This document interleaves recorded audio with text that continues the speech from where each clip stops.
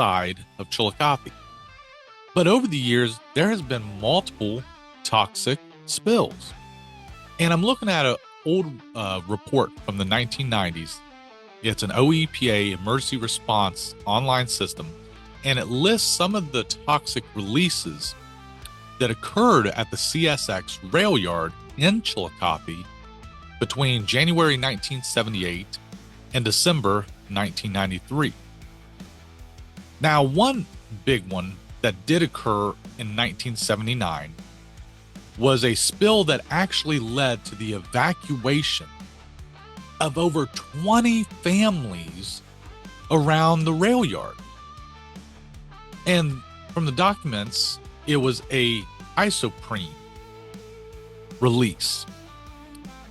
Now, isoprene, you may have never heard that particular chemical mentioned before, but it is a volatile and flammable material, and it definitely poses a serious inhalation hazard to those who are exposed to it or around it, or if it's venting. So it's nasty. It's not safe stuff. And it led to the evacuation of quite a few families. But that's not the only toxic release there was. There is another one in 1979, and I'm not even going to try to pronounce the name of it. But I'll spell it for you. DIMETHYLHYDROXYL. And it says amine, AMINE. I had to Google that one to try to figure it out. But it is a corrosive material.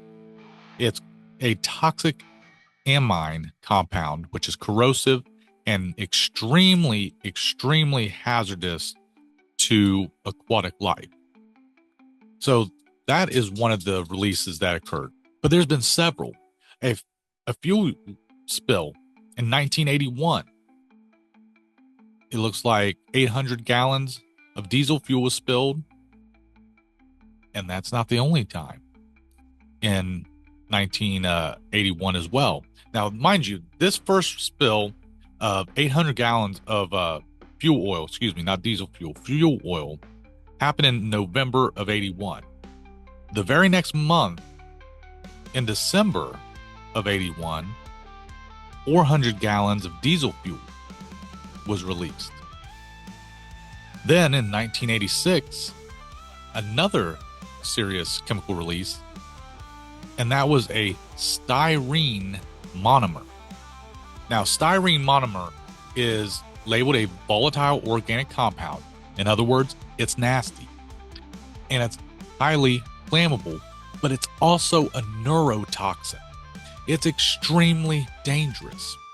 Now, this is the stuff that has been released over the years from the CSX rail yard.